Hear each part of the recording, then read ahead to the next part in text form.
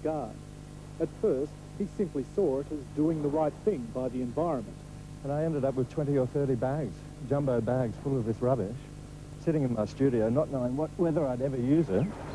And one day I just tipped it all out onto the studio floor and started sorting it. And then I started to see the potential.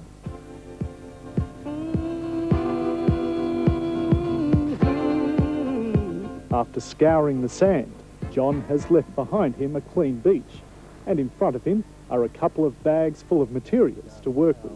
What I tend to use in my artworks are the plastics, and these are some of the objects that I found just along this little beach this morning. While some of the garbage goes where it should have gone in the first place, piles more end up on John's studio floor, and the transition from trash to treasure begins.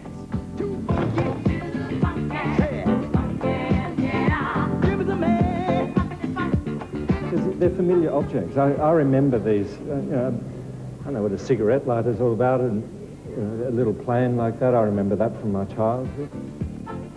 It does say a lot about all of us.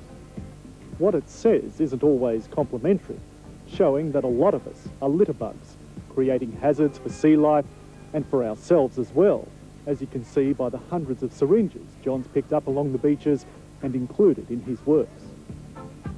To be really honest with you, it does actually shock me to see so much of it anyway. To see all of this, all of the rope on the beach, to see the syringes for sure, all of the styrofoam, and none of it breaks down. It just stays there for years and years. John's creative recycling sees plastic bottles made into sculptures, humble thongs are turned into towering totems, and none of it, by the time the artist's finished, is labelled rubbish. What do I call it? I call it basically contemporary landscape. And those landscapes gather high prices in exhibitions. The largest sculpture at his latest show is selling for $15,000. They also gather high praise from viewers. I'm really impressed. It's refuse made to look beautiful, so it's everyday garbage becomes something that we can appreciate. But John hopes that as well as compliments, the art prompts action as well.